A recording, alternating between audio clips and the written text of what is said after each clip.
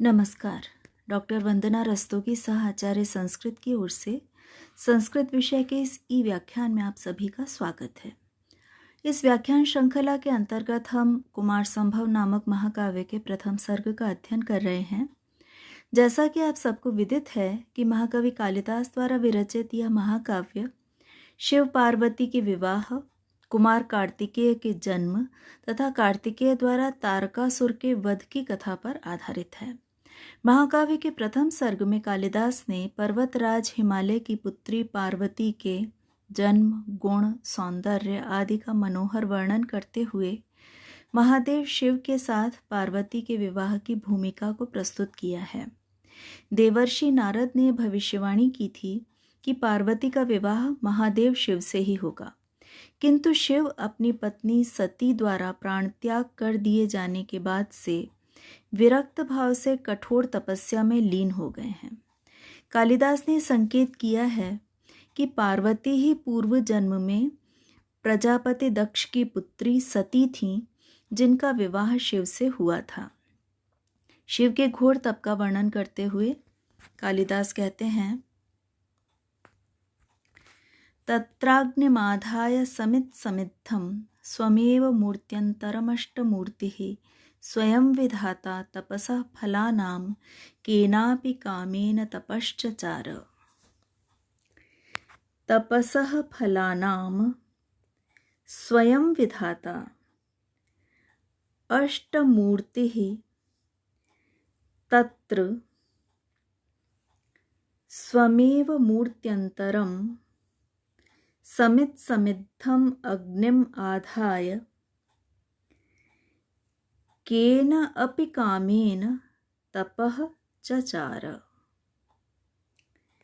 तपसः तपस्या के, तप के, फलानाम फलों का, स्वयं विधाता स्वयं प्रदान करने वाले, तपस्या के फलों को स्वयं ही प्रदान करने वाले, अष्टमूर्ति ही 8 मूर्तियों वाले, 8 प्रत्यक्ष स्वरूपों वाले शिव, तत्र वहाँ पर, उस पर्वत शिखर पर जहाँ शिव के तपोवन के विषय में पहले के श्लोकों में बतलाया गया है, तत्र उस पर्वत शिखर पर स्वमेव अपने ही मूर्त्यंतरम अन्य स्वरूप या शरीर भेद रूपी समित समिद्धम अग्निम समिधा से प्रदीप्त, हवन सामग्री से प्रदीप्त अग्निम अग्नि को आधाय, अग्नि का आधान करके उसे प्रज्वलित करके, केनापि कामेन किसी फल की कामना से, तपः चचार तपस्या करने लगे। जो शिव सभी तपस्वियों को उनके तप का फल प्रदान करने की सामर्थ्य रखते हैं, जो शिव 8 प्रत्यक्ष मूर्तियों वाले या प्रत्यक्ष स्वरूपों वाले हैं, वे हिमालय पर्वत के शिखर पर अवस्थित अपने तपोवन में अपनी ही दूसरी मूर्ति स्वरूप अग्नि को समिधा से, हवन सामग्री से प्रज्वलित करके, प्रदीप्त करके, न जाने किस फल की इच्छा से, किस फल की कामना से तपश्चर्या करने लगे। कालिदास शिव भक्त हैं, अनन्य शिव भक्त हैं, अतः उनके वर्णन में, शिव के वर्णन में महाकवि के अपूर्व काव्य प्रतिभा का प्रस्फुटन दृष्टिगत होता है। यहाँ अष्टमूर्ति शिव के विषय में कालिदास कह रहे हैं कि उनके द्वारा जो तपस्या की जा रही थी उसके प्रयोजन का कोई अनुमान नहीं कर सकता। इसीलिए कहा गया है केनापि कामेन, किसी फल की कामना से, स्वयं विधाता तपसः फलानाम, जो स्वयं सबको तपस्या का फल प्रदान करने वाले हैं, विधाता हैं, उन्हें किस फल की प्राप्ति के लिए तप करना पड़ रहा है, यह आश्चर्य की बात है।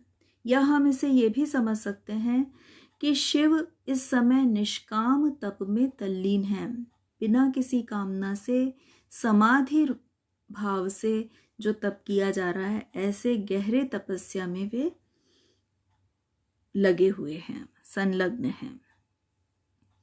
अष्टमूर्ति शिव के रूप में कालिदास ने अपने काव्यों में अनेक बार शिव का उल्लेख किया है, जिनमें से सबसे प्रसिद्ध है अभिज्ञान शाकुंतलम के प्रथम अंक का पहला श्लोक, नांदी श्लोक, जो अष्टमूर्ति शिव की स्तुति से ही संबद्ध है।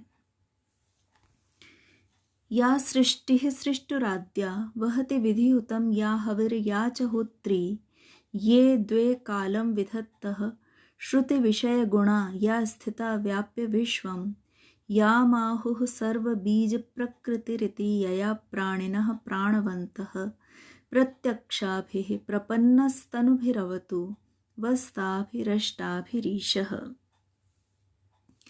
यहाँ शिव की 8 प्रत्यक्ष मूर्तियों द्वारा सभी की रक्षा की कामना की गई है।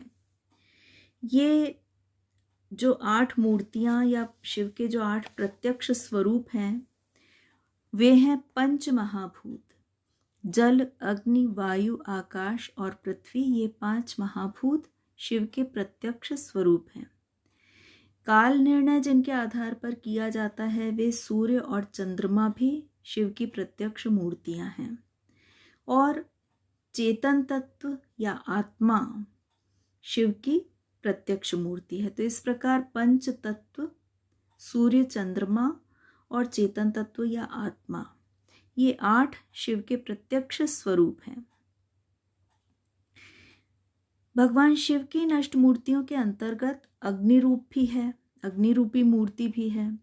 इसीलिए इस पद्य में कहा जा रहा है स्वमेव मूर्त्यंतरम, अपनी ही 8 मूर्तियों में से एक मूर्ति, एक स्वरूप अग्नि को समिधाओं द्वारा प्रदीप्त करके शिव तपस्या में तल्लीन हो गए। एक सामान्य योगी, एक सामान्य तपस्वी से शिव की क्या विचित्रता है, विलक्षणता है, ये यहाँ पर कालिदास ने अपनी अनन्य शिव भक्ति को प्रकट करते हुए निरूपित किया है।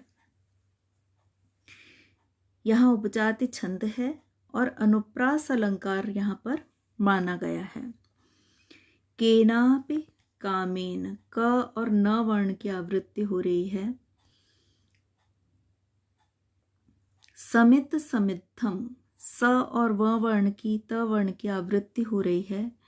इसी तरह मूर्त्यंतरम अष्टमूर्ति है। तो अर्थ की गहनता तो यहाँ विद्यमान है ही, साथ ही कालिदास ने इतने गंभीर पद्य में अनुप्रास जैसे शब्दालंकार का भी बड़ा ही सुंदर प्रयोग किया है। व्याकरणात्मक टिप्पणी की दृष्टि से यदि हम देखें तो यहाँ अष्टमूर्ति शब्द में बहुव्रीहि समास है। अष्टौ मूर्तयो यस्य सह, 8 मूर्तियों वाला है जो। प्रकृति प्रत्यय की यदि हम बात करें तो विधाता, वि उपसर्ग धा धातु त्रिच प्रत्यय विधातृ शब्द है, जिसका प्रथम पुरुष एक वचन का यह रूप है। इसी प्रकार से आधाय, आ उपसर्ग धा धातु ल्यप प्रत्यय है। चचार, चर धातु का लिट लकार का यह रूप है, प्रथम पुरुष एक वचन का।